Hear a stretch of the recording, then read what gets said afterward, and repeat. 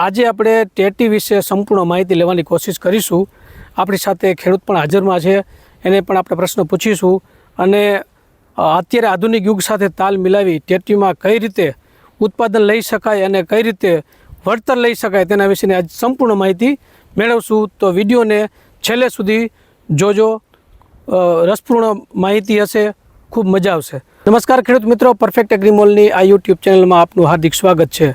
તો આપણી સાથે જે નસરુદ્દીનભાઈ છે, તો નસરુદ્દીનભાઈ, આ આપણે જે તમે જે ટેટીનું વાવેતર કર્યું એ કઈ તારીખે કર્યું? 12મા મહિનાની 10 તારીખ. 12મા મહિનાની 10 તારીખે. તો ટૂંકમાં અત્યાર સુધીમાં આપણે ગણતરી કરીએ તો કેટલા દિવસનો પાક થયો?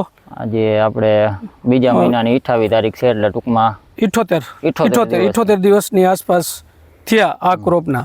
તો એ સમયગાળાને ધ્યાનમાં રાખીએ તો એ ફળની સાઇઝ જે છે એ આપણે જોઈ શકીએ છીએ કે ફળની સાઇઝ આ કન્ડિશન અત્યારે પહોંચી છે. પ્રોડક્શન એ ખૂબ સારું છે. તો આપણે વાવેતર કર્યું, અંદાજે તમને માહિતી તો હશે જ, કેટલા પ્લાન્ટ, કેટલા છોડી છે અંદાજે આપણી વાડીની અંદર? ટૂંકમાં 18 થી 20,000 રોપા છે. 18 થી 20,000 રોપા છે. તો 20,000 સમથિંગ ગણીએ તો વીઘે એવરેજ 4-5ની રાસ છે કે? ટેટીનો રાસ મારા હિસાબમાં 5 થી 6 નો છે, 4 નો છે, બધે ટૂંકમાં 2 થી કરીને 6 સુધી દેખાય છે. એવરેજ આપણે મિનિમમ 3 તો ગણીએ, બરાબર? નીકળી જાય. તો એનો વજન શું છે આપણે પેલા વજન પણ જોઈએ, બરાબર? હવે આપણે ટેટીનું વજન પણ જોઈ લઈએ. એક ટેટી મૂકો તો.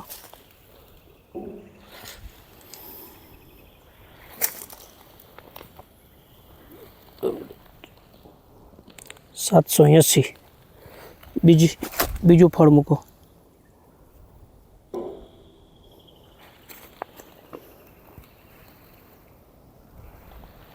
$810.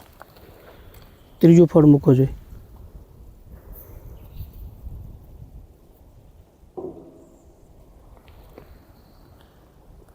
$810. ત્રણ ફળ મૂકી દો. ત્રણ ફળ મૂકીને આપણે જોઈએ તો એ 3 ફળનું વજન થયો 2 કિલો ને 410 ગ્રામ. ખૂબ સરસ એવરેજ કહેવાય. 3 ફળમાં 2.5 કિલોની આસપાસ વજન, એટલે બહુ સારું વજન ગણાય. તો એવરેજ એનો વજન 700 થી 800 ગ્રામની આસપાસ છે. ટૂંકમાં લમસમ વિચારીએ તો એક છોડ 2 કિલોની આસપાસ રાસ આપી શકે, બરાબર? 100% નીકળે 2 કિલો રેડી. તો આપણે કેટલા પ્લાન્ટ કીધા તમે? 20,000. અને 2 કિલોની ગણતરી આપણે કરીએ તો 40,000 કિલો ફાઇનલ ની આસપાસ એનું પ્રોડક્શન આવે. ફાઇનલ 40,000. અત્યારે માર્કેટમાં બજાર પણ સારી છે, 30 રૂપિયાની આસપાસ માર્કેટમાં બજાર પણ છે. છતાંય 20 રૂપિયાની આસપાસ બજાર આવે, કદાચ આ માર્કેટમાં લઈ જઈને કદાચ 20 રૂપિયા ડાઉન થઈ જાય તોય પણ 5-6 લાખ રૂપિયા આરામથી આપણે આમાં લઈ શકીએ. ખૂબ સરસ મજાનું આખું પ્લાન છે, એને ધ્યાનમાં રાખીએ. હવે એ પણ દર્શક મિત્રોને જણાવો કે આનું જો વાવેતર કર્યું, બરાબર, એ કઈ રીતે કર્યું છે? આનું વાવેતર ઓલરેડી આ મલ્ચિંગ કમ્પ્લીટ હતું, બરાબર. આમાં આ મલ્ચિંગના આ બેડમાં આના પહેલા 2 પાક લઈ લીધા, ઓલા દેશી કાંકડીના આપણે આર્યા 22. પછી આ વાવેતર કર્યું 3જા પાકનું ટેટીનું 12મા મહિનાની 10 તારીખે આનું વાવેતર કરીને ટૂંકમાં બી મૂકીને સીધી નાખી જ દીધી હતી. ઉગવાની રાહ નથી જોઈ, ગ્રો કવર નાખી. આ બેડની અંદર આ 3જો પાક છે? હા, 3જો પાક છે. પેલો પાક કયો લીધો? પેલો પાક એ કાંકડીનો. કાંકડી. પાછું 9મા મહિનામાં એ કાંકડી. બીજો એ કાંકડી. 3જો પાક ટેટીનો.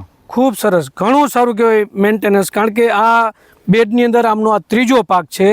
3જો પાક હોવા છતાં પણ આમાં આટલું બધું સારું પ્રોડક્શન છે, ઘણું બધું સારી ટૂંકમાં મેનેજમેન્ટ એ ગણાય, અને ઘણું બધું સારું આમાં કામ કરવાની જે તમારી જે આખી સિસ્ટમ છે એ ખૂબ સારી ગણાય ટૂંકમાં.